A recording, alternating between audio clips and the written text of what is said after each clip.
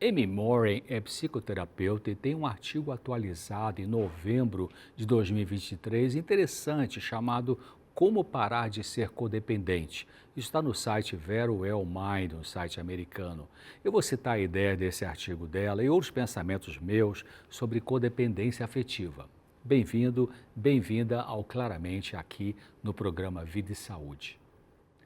A palavra codependente pode dar a impressão de que a pessoa com esse comportamento é dependente de algo junto com outra pessoa. Porém, codependência afetiva tem que ver com a tendência do indivíduo estar tentando, controlar a vida de uma outra pessoa de tal modo que deixa a sua própria vida de lado. O codependente geralmente está ligado a alguém com algum vício, que pode ser álcool, outras drogas ou outras compulsões. Se, por exemplo, o codependente convive com um alcoólico ou alcoólatra, a droga de escolha desse viciado é o álcool e a droga do codependente é o controle. Nesse exemplo de alcoolismo, o codependente é fissurado em tentar controlar o alcoólico para que ele deixe de beber. Como controlar outra pessoa adulta não funciona, Tentar controlar isso só produz estresse. Como podemos saber se uma pessoa tem sinais de ser codependente? Um codependente tem boas intenções porque ele ou ela quer cuidar de uma pessoa com algum distúrbio de comportamento. O problema é que o codependente faz se torna controle sobre o outro e isso estressa a todos. O codependente favorece que outro indivíduo permaneça no seu vício porque não deixa que assuma as consequências dos erros dessa pessoa. Exemplo disso pode ser o pai ou mãe que vive pagando fiança para tirar o filho adulto da prisão por tráfico de drogas ou por uma esposa que paga contas da casa porque seu marido, mesmo trabalhando, gasta com bebidas alcoólicas e não deixa dinheiro para as contas. O codependente tem uma necessidade exagerada de se sentir necessário. Muitas mães codependentes, superprotetoras, se deprimem quando o filho ou a filha sai de casa para estudar ou trabalhar ou porque casou. Essa mãe havia colocado o sentido da sua vida em cima da questão de cuidar daquele filho ou daquela filha, deixando de lado a sua própria vida, seus desejos, seus gostos, seus sonhos pessoais. Com frequência, o codependente pode se frustrar porque faz tanto pela outra pessoa e ela não corresponde aos seus esforços e dedicação.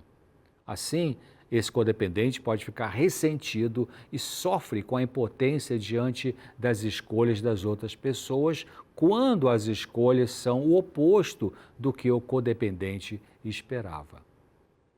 Um problema ruim para o codependente é que ele abandona sua vida não no sentido altruísta, mas por se sentir exageradamente responsável por uma outra pessoa, geralmente da família.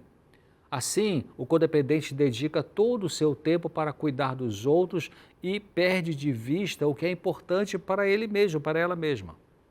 A diferença entre codependente e altruísta é que o altruísta também cuida de si, enquanto que o codependente só cuida do outro e se deixa de lado de uma forma doentia.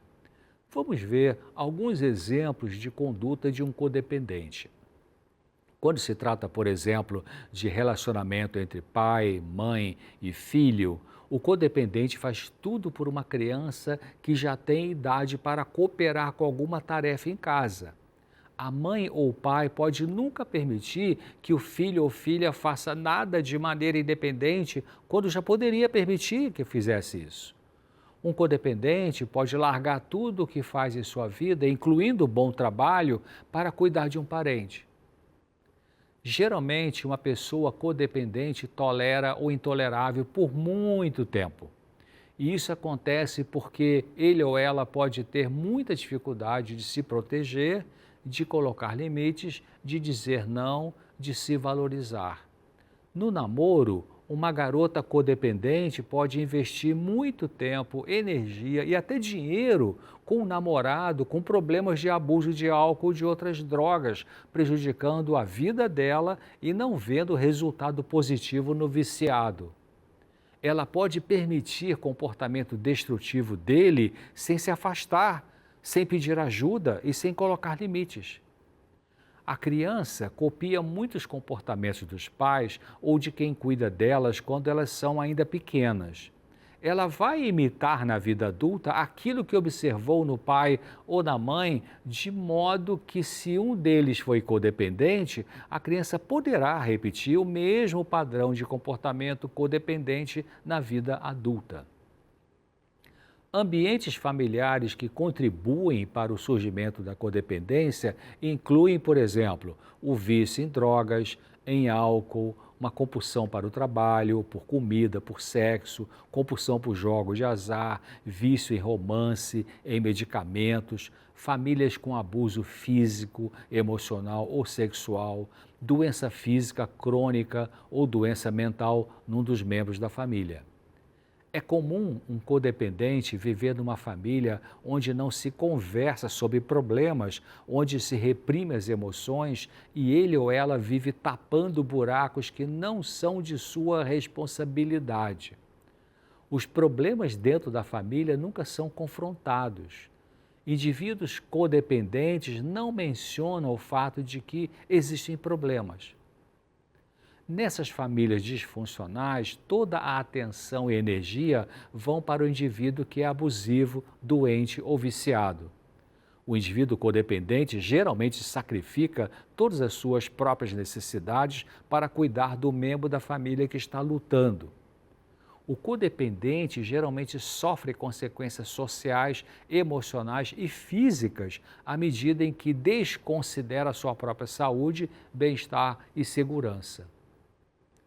Existem fatores de risco para o surgimento de comportamento codependente, como, por exemplo, a falta de confiança em si mesmo ou nos outros, medo de ficar sozinho ou abandonado, necessidade de controlar outras pessoas, raiva crônica, mentira frequente, pobres habilidades de comunicação, problemas para tomar decisões, problemas com intimidade, dificuldade de estabelecer limites, problemas para se ajustar à mudança, extrema necessidade de aprovação e reconhecimento, tendência a se magoar quando os outros não reconhecem os seus esforços, inclinação para fazer mais do que a parte deles o tempo todo, tendência a confundir amor e pena, senso exagerado de responsabilidade pelas ações dos outros. No artigo que eu citei, é também explicado que estudos mostram que a codependência é comum em adultos que foram criados por pais com problemas de abuso de substâncias, que vivem em ambientes familiares crônicos e estressantes, que têm filhos com problemas de comportamento e que cuidam de doentes crônicos. As mulheres são mais propensas a serem codependentes do que os homens. Além disso, os indivíduos nas profissões de ajuda também são mais propensos a seguir com relacionamentos codependentes. Estima-se que 1/3 dos enfermeiros tenha níveis moderados a graves de codependência. Os enfermeiros precisam ser sensíveis às necessidades dos outros e muitas vezes precisam deixar de lado seus próprios sentimentos para o bem dos seus pacientes. Quer fazer um teste para ver se você é codependente? Responda essas seguintes perguntas. Primeiro, você se sente compelido a ajudar as outras pessoas? Segundo, você tenta controlar os eventos e como as outras pessoas devem se comportar?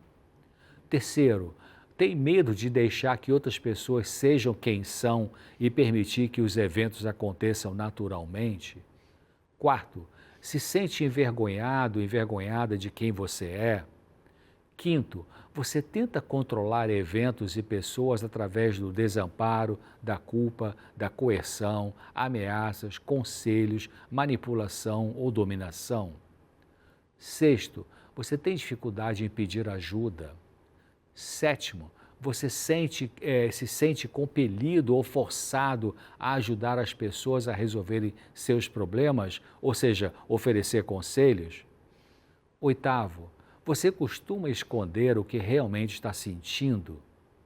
Nono, você evita falar abertamente sobre problemas. 10º, você empurra pensamentos e sentimentos dolorosos para fora da sua consciência.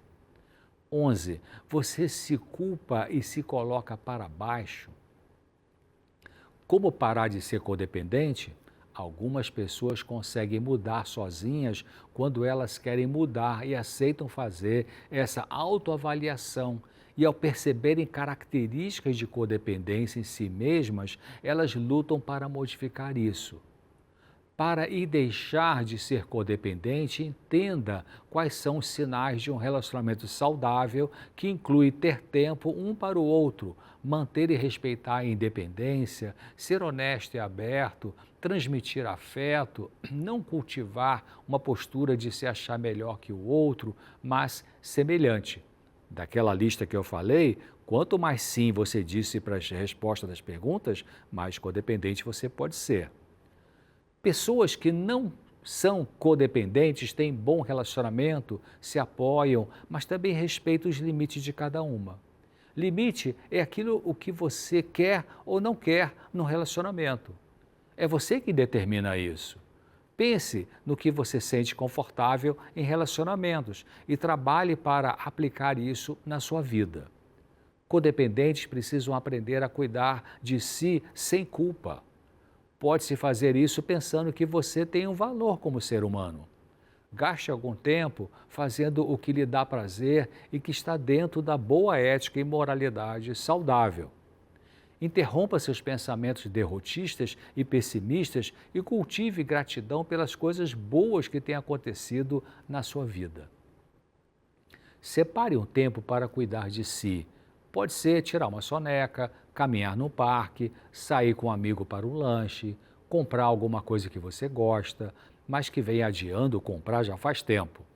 Geralmente, codependentes podem mudar sem precisar de psicoterapia ou tratamento psicológico, bastando ler um bom livro sobre o assunto, assistir vídeos, entrevista com um profissional especializado e praticar o que tem sido aprendido. Existe um grupo de ajuda mútua chamado Codependentes Anônimos, que pode ajudar com o apoio do grupo e literatura especializada. Veja na internet o site deles. Se você admite ser codependente e tem tentado resolver isso sozinho, mas não tem conseguido, então procure ajuda profissional com psicólogo clínico. Bem, vamos ficar por hoje aqui, aguardando você no próximo episódio aqui do Claramente, dentro do programa Vida e Saúde. Até lá, se Deus quiser. Até lá, Dr. César. Obrigada mais uma vez por esse Claramente tão importante. Quem quiser rever, está disponível no nosso canal do YouTube, que é @Vida e Saúde NT, youtube.com/Vida e Saúde NT. Agora eu quero falar com você sobre outro assunto. Você aí que já foi estudar a Bíblia, leu uma passagem e ficou assim sem entender direito? Bom, eu também já passei por isso e precisei pensar um pouquinho, né? A Bíblia tem muitos textos desafiadores, mas isso não significa que é impossível compreendê-los. E para ajudar com isso, eu também já busquei ajuda, mas tem que ser ajuda de confiança, não é? A Novo Tempo preparou, junto com o professor Leandro Quadros, a revista Esperança na Mira da Verdade, que eu tenho aqui nas minhas mãos. E você já viu que aprender as regras de interpretação bíblica, quais atitudes a gente precisa ter para ler, para buscar na Bíblia essas verdades, isso vai nos capacitar para descobrir aquilo que Deus realmente quis nos transmitir por meio da Bíblia. Então, como o professor Leandro Quadros escreveu aqui, olha, nada mais vai dar vigor para a sua mente, fortalecer a sua inteligência do que o estudo da Palavra de Deus. Aproveita esse momento, então, para pedir a sua revista Esperança na Mira da Verdade, porque ela não vai ter custo nenhum, embora tenha um valor muito grande aqui, porque eu sei o quanto um texto mal interpretado ou mal compreendido pode causar de incômodo para a gente, para a nossa vida. E quando a gente fala de vida espiritual, esse assunto é muito importante, não é? Eu tenho certeza que a revista Na Mira vai ser uma bênção para você, vai fazer diferença aí na sua vida. Então, para pedir, basta mandar mensagem no WhatsApp, que é 12 98244 4449. Vou falar de novo, ó, 12 98244 4449. Você vai dizer que quer a revista Esperança na Mira da Verdade e a gente vai dar ali continuidade a esse atendimento, tá bom? Que Deus abençoe você, que Deus abençoe o seu estudo e a gente vai para o intervalo agora, porque na volta vai ter risoto de alho poró e limão siciliano por aqui, receita toda maravilhosa, é prática, o nome é chique, né, gente? Mas olha, eu garanto que você pode fazer essa delícia aí sem muita bagunça na sua cozinha, tá? Fica com a gente que a gente já traz ela para você depois do intervalo.